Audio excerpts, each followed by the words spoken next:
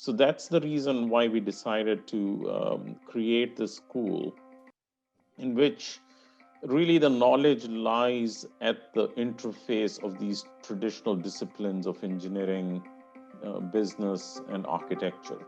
So the students gain knowledge about these dimensions of how to deliver a project, but more importantly, how to deliver a community serving asset that has been thought through and that can be facility managed or asset managed over its entire life.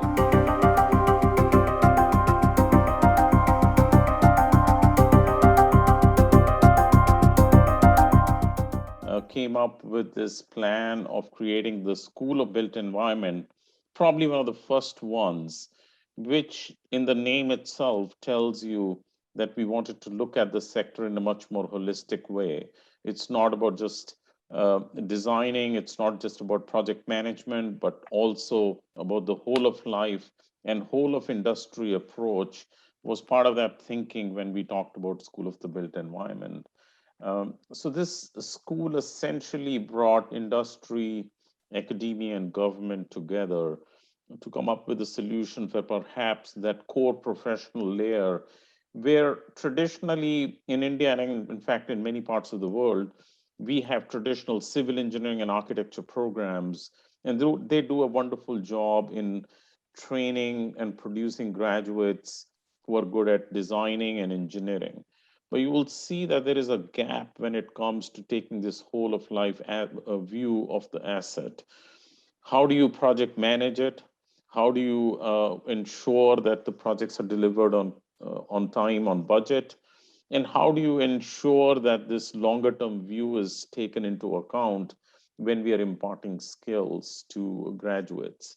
So that's the reason why we decided to create this school in which really the knowledge lies at the interface of these traditional disciplines of engineering, business, and architecture.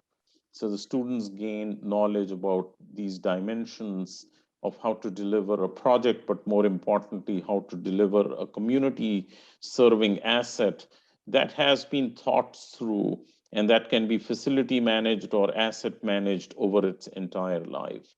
So that's an example where firsthand we try to bring in various expertise, various domain knowledges, and impact perhaps a very small but yet very crucial layer of the pyramid.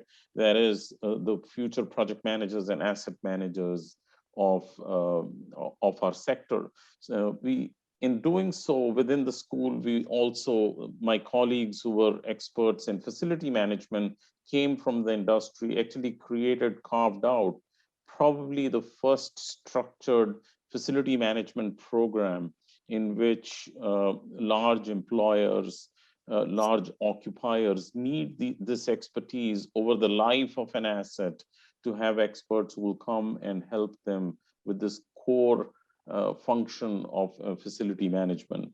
So having these programs adjacent to each other with cross-pollinated ideas of the whole of life of that asset actually helps. And I think that's a very useful model to be replicated across India in order to produce graduates who have a good understanding of that project and of that asset in such a way that we can produce quality assets that help the community, that serve the citizens, and are really thought through from what we call cradle to disposition or cradle to cradle.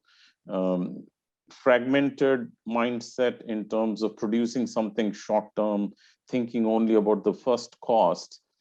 We are very good at doing that, but I think we need to shift away from that. And that also could begin in our education system where we educate new graduates in that kind of thinking so that going forward, we produce assets that we can manage.